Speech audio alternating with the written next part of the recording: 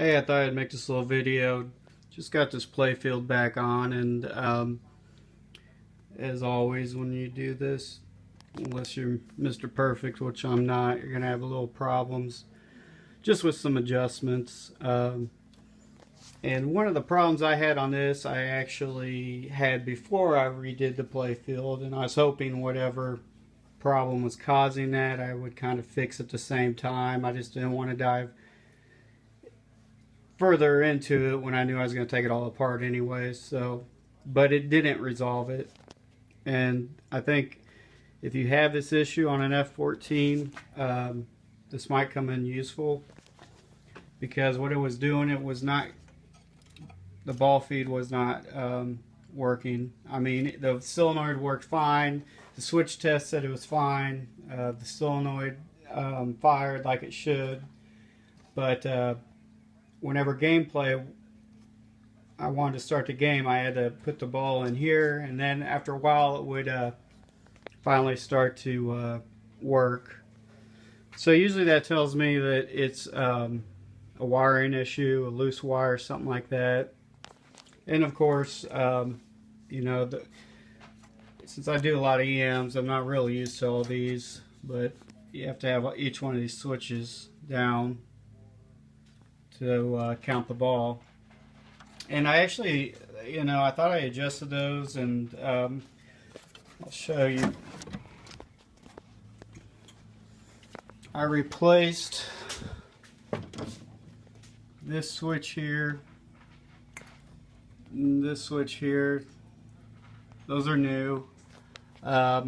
I had a coil. I knew the coil wasn't really bad, but I was already doing this work and I had one, so I went ahead and put a new coil. I knew that really wouldn't fix the problem, but why not? These switches right here,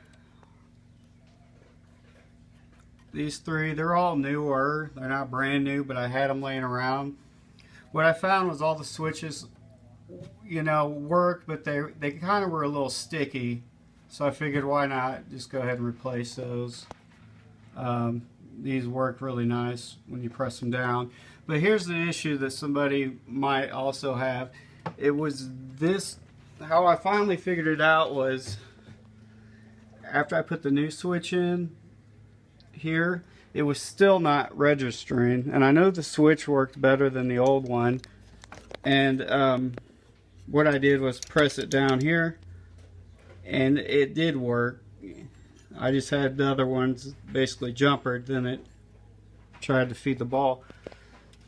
But you know, I don't know if somebody before me took something off here, but what it is that switch right here is held by this plate, and you see this other plate here where all the other switches are. What was happening was, without these washers that I installed, it was already shut, so it wasn't opening and shutting like it should. It did sometimes, but not all the times, and it's one of those things that really screw you up when you're troubleshooting, you know, because it tells you all the switches are working fine. But that's what it was. The old switch probably would have still worked, but I'm glad I changed it. But yeah, if you're having a problem with the ball feed not working and you think your switches are fine, make sure, see if you have washers or something like that underneath this. Somebody might have noted this. I mean, I don't know. I'm not trying to take credit away if somebody else figured this out, but that is what happened on mine. I'll make another video just of some stuff I did while I was kind of troubleshooting that issue, and wish I would have done before I put the playfield back in the game.